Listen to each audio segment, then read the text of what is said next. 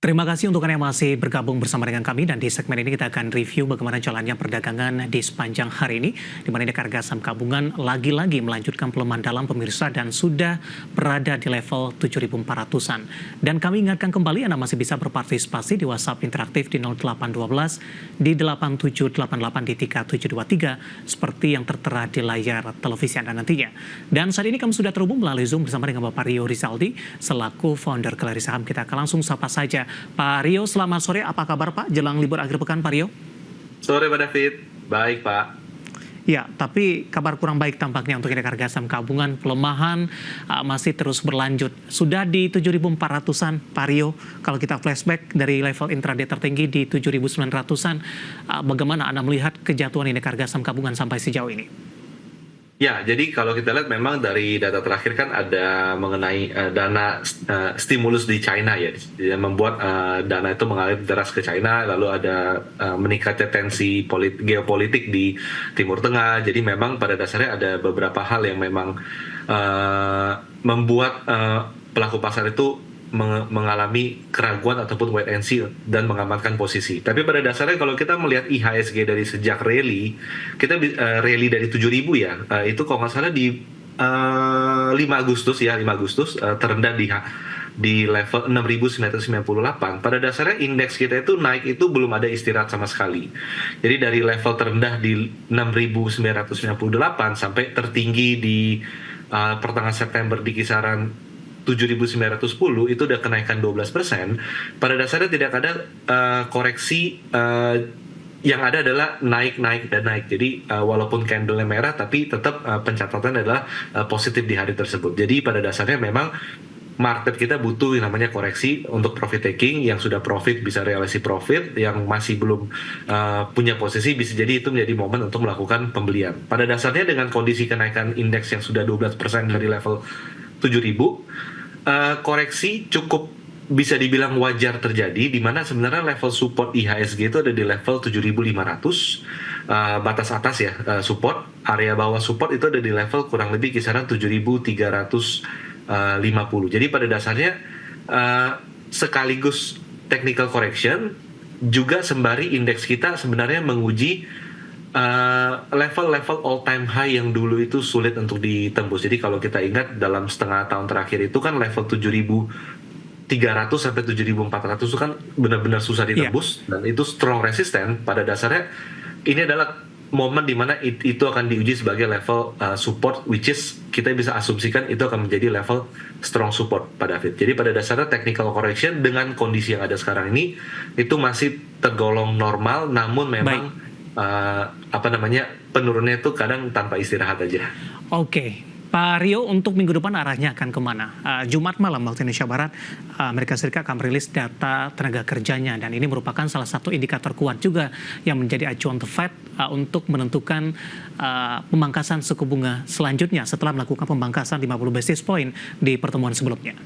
Ya, pada dasarnya kita memang market menunggu non-farm payroll ya hari Jumat ini malam ini ya pada dasarnya, dan memang sudah diekspektasikan bahwa The Fed akan menurunkan memangkas suku bunga 25 basis point. Tapi memang kalau datanya itu tidak lebih buruk dari ekspektasi, maka bukan tidak mungkin bahwa The Fed akan memangkas suku bunga lebih agresif, yaitu 50 basis point. Jadi pada dasarnya kalau kita bicara penurunan 25 basis point sudah price in dengan market, tapi kalau ternyata penurunnya nantinya akan 50 basis point, which is direflect dengan non-farm payroll yang lebih yang di bawah ekspektasi, pada dasarnya itu akan menjadikan sebenarnya hal yang positif buat flow ke Indonesia. Baik, sektor yang sensitif dengan kebijakan suku bunga ada teknologi, keuangan, properti hari ini kompak mengalami pelemahan, Pak Rio. Meskipun teknologi penguatannya tidak seatraktif dari perbankan, kemudian properti yang merespon pemangkasan suku bunga acuan The Fed dan BI beberapa waktu lalu. Bagaimana Anda melihat posisi ketiga sektor ini? Apakah juga lagi ikut istirahat juga nih Pak, setelah kemarin mencoba menjadi penopang penguatan indeks harga saham gabungan sehingga rekor baru sempat tercipta beberapa kali secara beruntun? Iya, jadi kalau kita lihat dengan topik sekarang ini di mana indeks terkoreksi, maka pada dasarnya semua sektor termasuk saham yang sedang bullish itu memang sekarang dalam fase istirahat, Pak. Karena banyak yang profit taking, banyak yang keluar dulu dari posisi dan ini menjadikan memang sektor-sektor unggulan yang sudah berjalan sekitar sebulan terakhir itu memang dalam mode sideways dulu, Pak David. Kurang lebih seperti itu. Dan kita bisa melihat mungkin dalam beberapa waktu ke depan indeks kita masih akan cenderung bergerak, saya bisa bilang bergerak sideways, bukan downtrend gitu ya. Bergerak sideways itu kurang lebih di kisaran 7.400 sampai 7.500 merupakan hal yang cukup wajar, dan itu tentu akan mengakibatkan saham-saham lain juga berada dalam fase sideways juga, Pak. Baik, di tengah pelemahan yang terjadi, bagaimana analisis dan rekomendasi Anda? Apakah momentum untuk buy on weakness? Ya, jadi mengingat posisi resisten kuat masa lalu, mungkin 2 tahun terakhir IHSG ada di level 7.350 sampai 7.400, koreksi yang ada sekarang kan mengarah ke level tersebut, maka ini merupakan level yang bisa dibilang menguji resisten sebagai support. Jadi pada dasarnya koreksi yang terjadi saat ini, walaupun kondisi di luar geopolitik agak panas gitu ya, pada dasarnya secara teknikal kita bisa bilang bahwa ini adalah kesempatan untuk melakukan buy on weakness 7.350 hingga 7.500. Anda lebih menyasar dan memprioritaskan ke sektor dan saham apa, Pak Rio? Singkat saja, Pak. Pada dasarnya dengan koreksi kita lebih fokus ke saham blue chip dan big banks, Pak. Kurang lebih gitu, big cap maksudnya. Oke. Perbankan big cap mana yang lebih Anda rekomendasikan dengan posisi teknikal terakhir hari ini?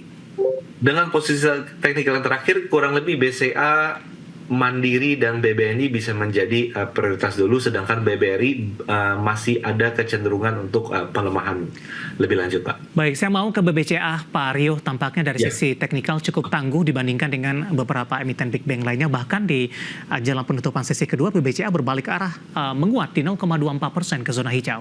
Analisis Anda untuk BBCA? Ya, untuk BBCA pada dasarnya masih dalam fase uptrend jangka menengah dan panjang, dan seperti biasa BCA itu bergerak ranging, naik untuk turun, naik turun, tapi dengan tren kenaikan. Pada dasarnya terdapat level support di level 10.200, itu bisa menjadi referensi untuk melakukan buy on weakness, di mana untuk resisten di level 10.500-an itu menjadi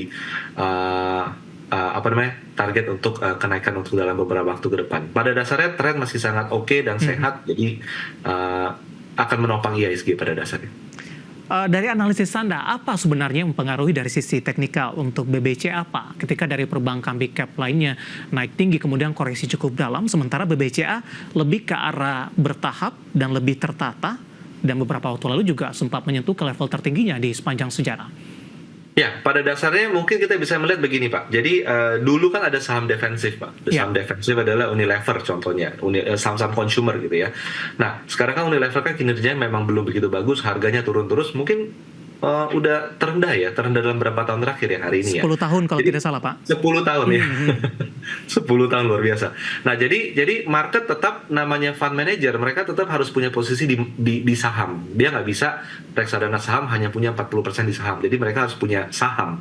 Nah, saya bisa kelihatannya adalah BCA bisa menjadi saham blue chip, saham unggulan, dan juga somehow menjadi replacement untuk saham defensif juga. Pada dasarnya seperti itu, Pak, kelihatan. Oke, penutupan hari ini 10.475 berbalik arah menguat, terutama di menit-menit terakhir jelang penutupan di 0,24%. Dari saham-saham big cap yang hari ini menjadi pemberat, Pak Rio, saya mencoba untuk ke energi. Updatean di sesi pertama siang tadi, energi masih memimpin penguatan, meskipun penguatannya sudah mulai terbatas jika dibandingkan dengan penutupan perdagangan hari sebelumnya. Saham-saham minyak mentah tampaknya masih melaju kencang, Pak. Kemarin sempat istirahat di perdagangan Kamis, rata-rata mereka mengalami koreksi dan hari ini kembali berbalik arah menguat. Bagaimana Anda melihat sentimen ini akan berlangsung lama tidak, Pak? Akan membayangi saham-saham dari emiten minyak mentah ataupun gas? Pegas hari ini juga naik tinggi, Pak Rio.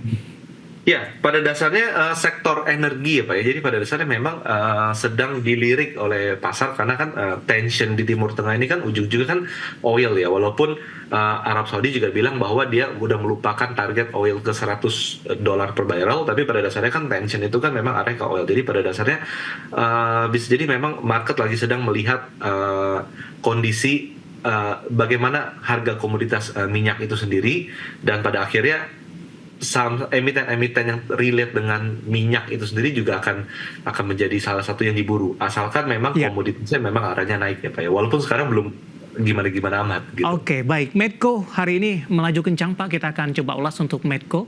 Analisis teknikalnya, fundamental tadi juga sudah sampaikan. Mereka juga akan membagikan dividen interim tahun buku 2024. Analisis Anda untuk Medco? Ya, untuk Medco pada dasarnya udah naik cukup tajam beberapa hari. That's why closingnya lebih rendah daripada opening ya, walaupun mencatatkan kenaikan, dan pada dasarnya resisten Medco itu ada di level 1465, udah nggak terlalu jauh lagi, jadi untuk upside relatif terbatas, dan biasanya saham yang sudah naik tinggi dan mencapai area resisten biasanya akan istirahat dulu Pak, sideways dulu sementara waktu, dengan range 1400 hingga 1470 bisa jadi range konsolidasi pada Medco saat ini Pak. Belum direkomendasikan masuk?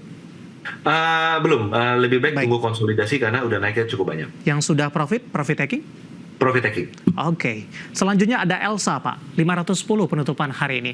Tadi pun juga kita sampaikan informasinya, bahkan manajemen Elsa ini sudah optimis ini akan terjadi peningkatan kinerja seiring kenaikan harga minyak mentah dunia global ini. Analisis Anda untuk Elsa? Ya, pada dasarnya cerita Elsa secara teknikal agak mirip dengan Medco karena kenaikan yang cukup signifikan dalam beberapa hari terakhir itu sudah membawa Elsa mendekati area swing high atau resisten kurang lebih di 525.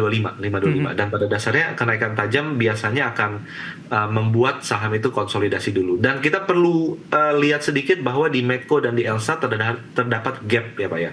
Gap yang terbentuk dari sejak hari Rabu kemarin. Jadi pada dasarnya ini bisa jadi alasan untuk profit taking dan konsolidasi untuk beberapa waktu ke depan. Baik, sebelum kita update indeks harga saham gabungan, satu lagi kita ke Raja terlebih dahulu. Pak Rio, singkat saja, hari ini masih melaju kencang di 12,12% di 1.665.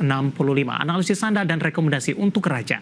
Ya, untuk Raja tentu udah tidak untuk dibeli, tapi untuk di hold itu oke. Silakan perhatikan level resistance 1750, mendekati level tersebut bisa consider untuk buy weakness, di mana level supportnya agak cukup jauh, itu di level 1490 sampai 1500. Jadi pada dasarnya sell on strength di Raja untuk nanti lihat buy weakness di level support 1500. Oke, buybacknya di 1500 ya Pak?